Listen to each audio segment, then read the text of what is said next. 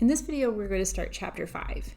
And chapter 5 really is just going to feel like an extension of chapter 4.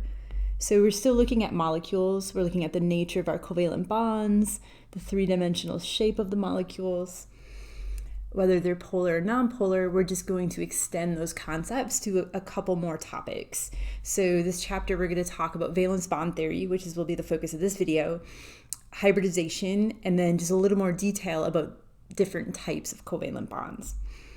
So valence bond theory first.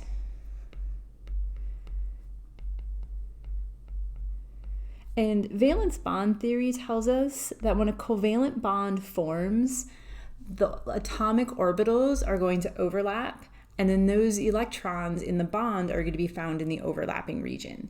Remember, in a covalent bond, we're sharing electrons. So if I was to draw my Lewis dot structure for hydrogen, right, H2 diatomic hydrogen, those electrons that those two dots are representing they're being shared, right? So they belong to both of those hydrogen. So this hydrogen and this hydrogen are sharing those electrons. And we're saying when we form a bond like that, we're actually going to take our atomic orbitals. So for hydrogen, remember, each hydrogen is 1s1. So I have an s orbital with one electron in it. My other hydrogen also at 1s1, so an s orbital with one electron in it. And then I'm actually going to physically overlap those two spherical shaped regions of space, and then those bonding electrons, the ones that I'm sharing, are going to be found in that overlapping region.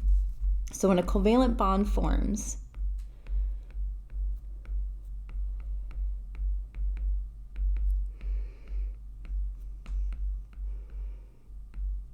the atomic orbitals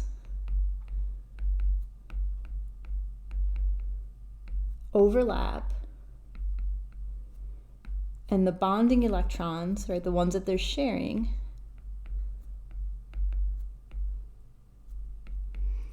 are found in the overlapping region.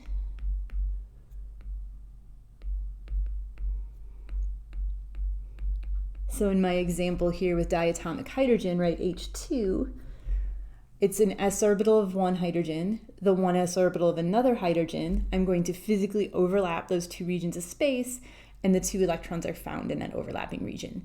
It's not always s orbitals, right? If I wanted to look at the bond between hydrogen and fluorine, it's going to be the s orbital of hydrogen, one s orbital, and then a 2p orbital of fluorine, and those are the ones that I'm going to overlap. So when a covalent bond forms, our atomic orbitals are overlapping. The bonding electrons are then found in that overlapping region.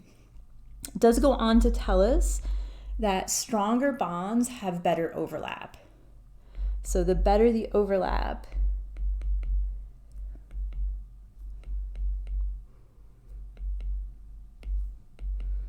the stronger the bond.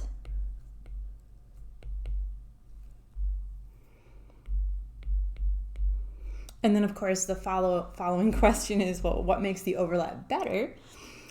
Orbitals that have similar sizes and similar shapes are going to have better overlap. So orbitals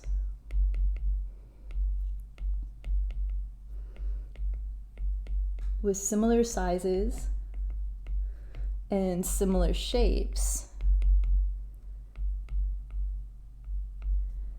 will have better overlap.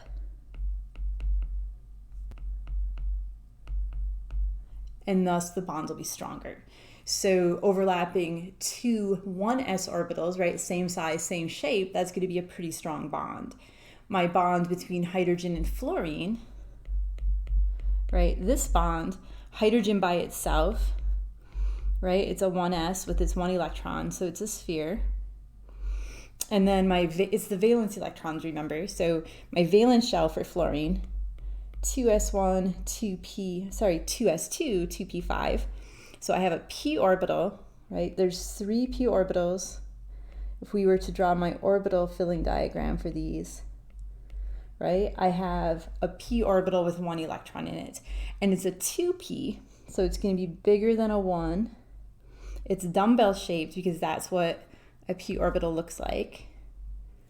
We should make it a little bit bigger compared to my 1s.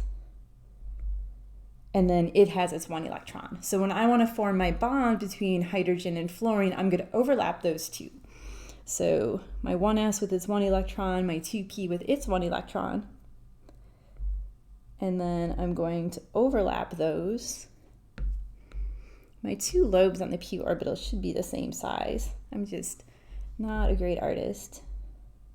And then my 1s, that's supposed to be a sphere. And then those 2 electrons, if you can see them, they're pretty tiny there, are found in that overlapping region.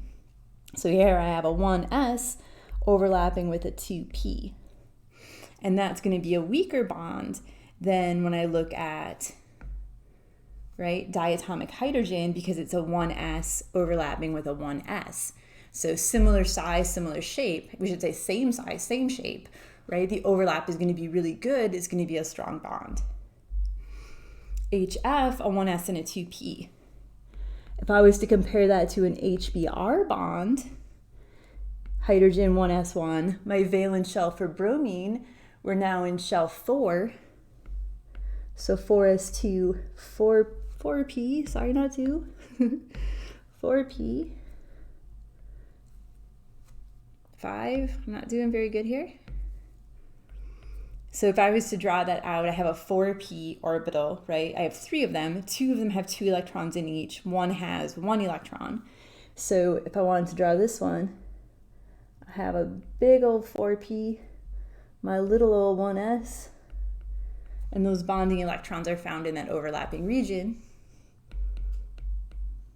Even more mismatched, so this is even a weaker bond, right? If I was to compare HF to HBr, this is going to be a weaker bond.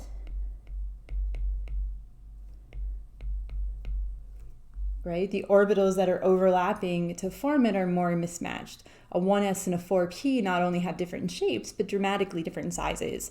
A 1s and the 2p of fluorine, while different in size and shape, the size isn't that far off, right? It's a 1 and a 2 versus a 1 and a 4. Remember, that number is my shell, right? My shell tells me the extension into space. The bigger my value for n, the bigger, right? The further it extends to space, is the larger that orbital. So weaker bond. The overlap isn't as good as with a hydrogen and a fluorine, as the size is more mismatched.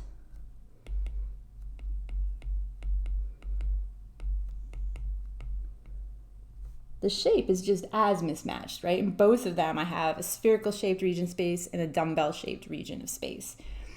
The difference between the hydrogen and fluorine bond and the hydrogen and bromine bond is the size of fluorine's orbital and bromine's orbital, right? Hydrogen's the same in both of them.